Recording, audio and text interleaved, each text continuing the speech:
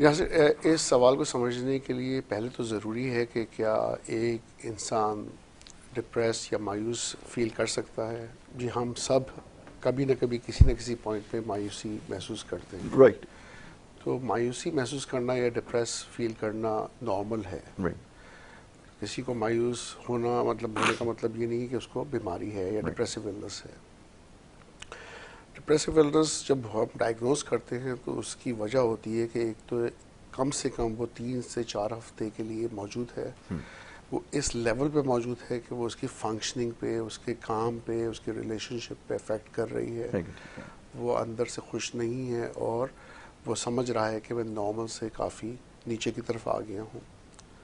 एक तो ये रेंज ऑफ अलामात ऐसी होती हैं जो हम देखते हैं, पूछते हैं, मालूम करते हैं और उससे पेशेंट के थ्रू या फिर उसके चाहने वालों के थ्रू, रिश्तेदारों के थ्रू, वाइफ या फादर या भाई बहनों के थ्रू मालूम करते हैं कि वो क्या चीज़ें हैं जो डिफरेंट है उसमें, जो आज से 3 हफ्ते पहले, 4 हफ्ते पहले या कुछ महीनों पहले नहीं थी।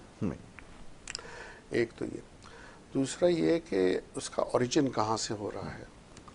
क्या डिप्रेशन बगैर किसी वजह से है कि वो उसकी social situation, environmental situation, relationship, work वगैरह, उसमें कोई चेंज नहीं आया, वो अभी भी सिक्योर है फाइनेंशियली, कोई ऐसा ट्रॉमा नहीं है, कोई अब्यूज़ नहीं है, कोई इमोशनल इश्यूज़ नहीं है, लेकिन बगैर वजह के खुद ब खुद अचानक से वो मायूस फील करने लगा है।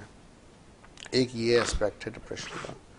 दूसरा एस्पेक्ट ये है कि सोशली, इन्वायरमेंटली, इमोशनली कोई ना कोई ऐसी चीज़ हुई है उसके साथ पिछले कुछ महीनों में या हो सकता है साल में, जिसने उसको डिप्रेशन की तरफ धकेला है।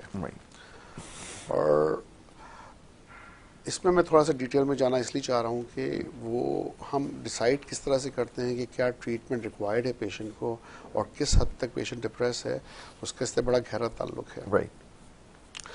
वो पेशेंट जो बगैर वजह के डिप्रेशन की तरफ जा रहा है, जहाँ एनवायरमेंटल, सोशल, इमोशनल कोई भी ऐसा प्रॉब्लम नहीं है, वहाँ ज़्यादातर फिज़िकल डिप्रेशन होता है। फिज़िकल डिप्रेशन से मतलब है कि उसके दिमाग के अंदर ऐसे न्यूरोकेमिकल्स, न्यूरोट्रांसमीटर्स जो हैं वो डिप्लीट हो रहे हैं, वो चेंज हो रहे हैं, जो उसको डिप्रेशन की तरफ ले जा रहे हैं। जैसे सेरोटोनिन है, नॉर्ड्रेनालिन है, और वो उसकी जो है ट्रीटमेंट बेसिकली मेडिकेशन के चांसेस ज़्यादा हैं कि वो मेडिकेशन जो वो लेगा वो इन न्यूरोकेमिकल इम्बैलेंस को करेक्ट करेंगी, हेंस वो डिप्रेशन से निकलेगा, मायूसी से निकलेगा। जहाँ एनवायरमेंटल और सोशल एस्पेक्ट्स हैं या इमोशनल इश्यूज़ के साथ ट्रॉमा, अब्यूज़ वगैरह आते हैं, किसी की जॉब चले गई, रिलेशनशिप ब्रेकअप हो गया, कोई बहुत किसी के करीबी रिश्तेदार की डेथ हो गई, वो अगर डिप्रेशन में जा रहा है और नेगेटिविटी की तरफ जा रहा है तो डेफिनेटली ज़्यादातर चांसेस हैं कि वो अगर माइल्ड टू मॉडरेट कैटेगरी में डिप्रेशन है तो वो टॉकिंग थेरेपी से निकल सकता है। उसकी ज़रूरत है कि करीबी दोस्त, उस्ताद, माँ बाप, ये जिसको वो कन्फाइड कर सकता है, जिससे वो बात कर सकता है, मशवरा कर सकता है, उससे बात करे, वेंटिलेट आउट करे और समझने की कोशिश करें कि कई चीज़ें ज़िंदगी में ऐसी हैं जो मुश्किलात लेके आती हैं। हर इंसान के साथ ऐसा वक्त आता है और उससे निकलना ही सब्र, रेजिलियंस और इसके थ्रू वो निकल सकता है वक्त के साथ। ऐसी स्ट्रेटजीज़ यूज़ कर सकता है जिससे डिप्रेशन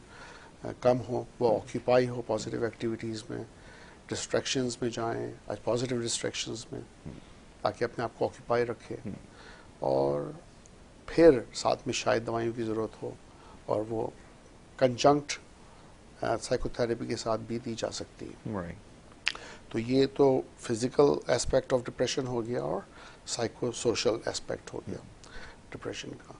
जहाँ तक अलामात का ताल्लुक है, इतनी रेंज ऑफ सिम्टम्स हैं और उसमें भी डिफरेंट कैटेगरीज हैं और मेन कॉमन जो टिपिकल सिम्टम्स हैं, जो हम कहते हैं कि बहुत ज़्यादा कॉमन, वो ये कि वो मायूसी तो फील कर रहा है, साथ में वो इतना ज़्यादा कमज़ोर महसूस करता है जैसे उसकी जिस्म में जान ही नहीं है, उसको दिल नहीं चाहता लोगों से बात करने का, किसी जगह मिलने का लोगों से, मोटिवेशन उसकी बहुत लो हो जाती है, कंसंट्रेशन लेवल्स उसके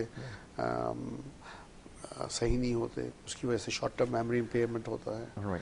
स्लीप जो उस पर बड़ा नेगेटिव इफेक्ट आता है कि उसको या नींद सही नहीं आती, देर से सोता है, बार बार जागता है या जल्दी उठ जाता है वक्त से पहले, भूख कम हो जाती है, वेट गिरता है, और साथ में नेगेटिव थॉट्स जो हैं वो बहुत ज़्यादा आनी शुरू हो जाती हैं, पास्ट के हवाले से, प्रेजेंट के हवाले से, फ्यूचर के हवाले से।